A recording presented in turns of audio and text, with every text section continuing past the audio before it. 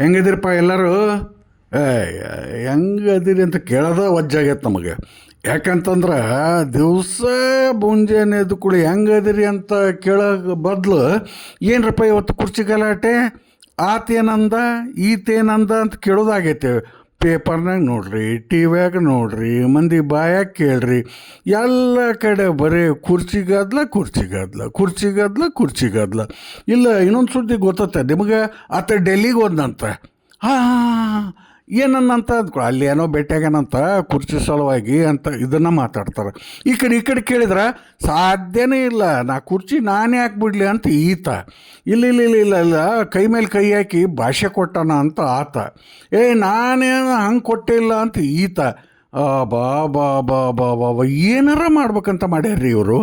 ಖರೇ ರೀಪ್ಪ, ನಮಗೆ ಯಾಕೋ ಬೇಸರಾಗಕತ್ತೈತಿ. ಅಲ್ರಿ, ನಾನೊಂದು ಹೇಳ್ತೀನಿ ಕೇಳ್ರಿ ಇಲ್ಲಿ ನಿಮಗೆ. ಈ ಕುರ್ಚಿ ಪರ್ಚಿ ಇಂಥವೆಲ್ಲ ಬಿಟ್ಬಿಡ್ರಿ. ಈಗ ಹಿಂದಕ್ಕೆ ನೋಡಿದ್ರೆ ಇಲ್ಲ, ಜಮಖಾನ ಹಾಸ್ಕೊಂಡು ಕಟ್ಟಿ ಮೇಲೆ ಕುಂತು ಪಂಚಾಯತಿ ಬಗೆಹರಿಸ್ತಿದ್ರು. ಈ ಕುರ್ಚಿನೇ ಯಾಕೆ ಬೇಕ್ರಿಪ್ಪ ನಿಮಗೆ? ಕುರ್ಚಿ ಬದಲು ಕಿತ್ತು ಒಯ್ಗಿರಿ. ಕುರ್ಚಿ ಇದ್ರನ ಗದ್ದಲಲ್ಲ, ಕುರ್ಚಿನ ಇದ್ರೆ ಜಗಳ ಅಲ್ಲ. ಕುರ್ಚಿ ಬಿಟ್ಬಿಡ್ರಿ, ಜಮಖಾನ ಹಾಸ್ರಿ. ಕುರ್ಚಿ ಹೋತು, ಜಮಖಾನ ಬಂತು, ಡುಮ್ ಡುಮ್ ಡುಮ್ ಅಂತ ಆಡ್ಕೊತ ಭಜನೆ ಮಾಡ್ಕೊತ ಬೆಳತನ ಅಡ್ಡಾಡ್ರಿ. ನೀವು ಮಂದಿಗೆ ಯಾಕೆ ತ್ರಾಸು ಕೊಡ್ತೀರಿ? ನೀವು ನಿಮ್ಮ ಕುರ್ಚಿ ಸಲುವಾಗೇ ಇರೋದು ಅದನ್ರಿ ಮಂದಿ ನಿಮ್ಮ ಕುರ್ಚಿ ಸಲುವಾಗೇ ನೀವು ಕುರ್ಚಿ ಜಗಳ ಆಡ್ಬೇಕು, ನಾವು ನೋಡ್ಬೇಕು ಅಂತ ಇರ್ತಾರನ?